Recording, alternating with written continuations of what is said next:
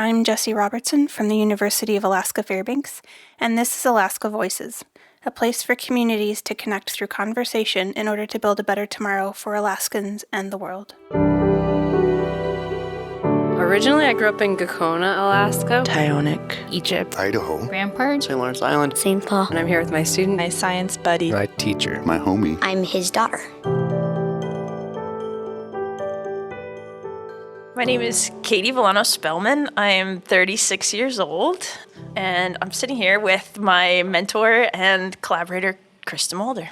My name is Krista Mulder. I'm 49 years old, and the relationship to my partner is I am her current collaborator and former advisor twice over.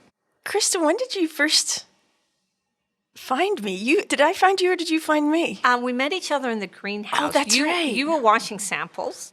And I just spent time working with two really hardcore ladies, and I was like, I want to be one of those hardcore ladies that drives a boat down the Tanana River and slugs through the mud all day and gathers samples. I do remember that one of the main selling points on you was you were really tough in the field and you could stand, slugging through the muck. Yeah. Which is an important quality in a grad student. I knew coming in as a grad student that I didn't want to do science in a vacuum. I wanted it to be meaningful for people, and that helped keep my heart filled, because you can get lost in the spreadsheets, and which I enjoy, but to know that getting lost in the spreadsheets is going to help somebody someday. You called me up when you got a giant grant, and you said, you want to do the perfect project for you for your PhD? It was going to be some sort of training for educators.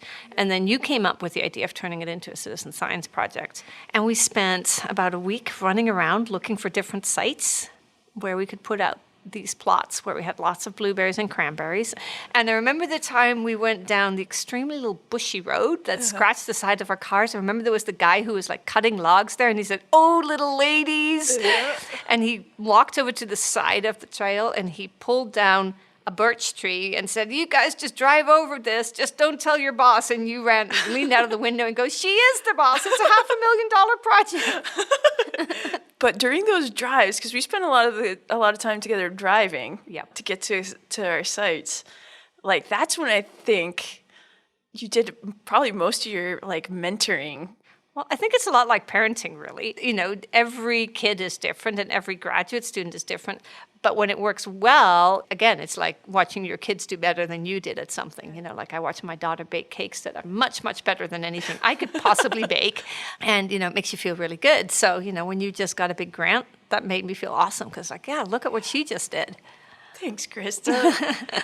I'm taking notes because someday I'll have to mentor people, and because my immediate reaction would be to invite people over to my house like you do, like we're going to start the field day with a fresh cup of coffee at my house. I think the other thing is you're unusual because you came in already having a very strong sense of social justice and how important that was and how this was going to be part of what you were going to do. And I mean, it is, right? It's part of the citizen science work that you're doing now. It's melding science and education and social justice, particularly in rural villages. For me, I kept my scientific part of my life and my personal life very, very separate for a very long time. I mean, I've always been interested in child welfare, but it was a separate part of my life. And it's only now that I'm starting to fit those pieces together and say, hey, maybe I can do that and can be a scientist and I can bring those two sets of talents together. And that's in part your influence because you've been doing that right from the start. Wow, Krista. Oh my gosh. So thank you. We built each other's confidence and brought each other different skills. And Yep. Yeah.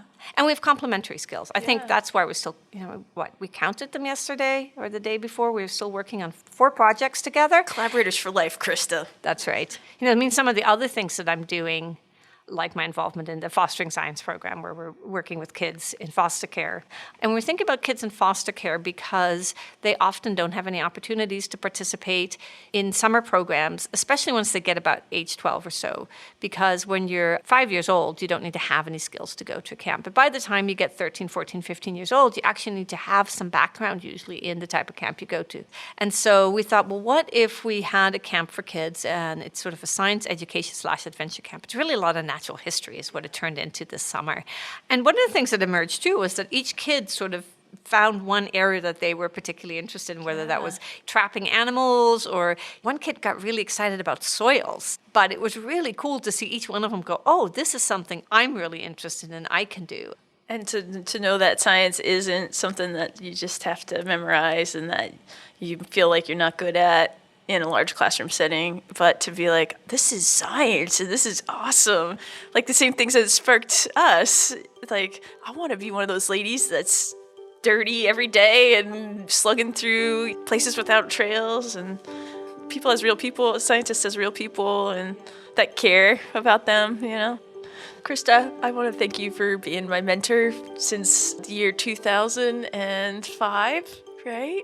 I think that's right. Yeah, it's been a long time. Well, thank you for being part of my life for that entire time as well. Yeah. Plus, I've got to watching your kids grow up. They're going to be part of my life. Yeah.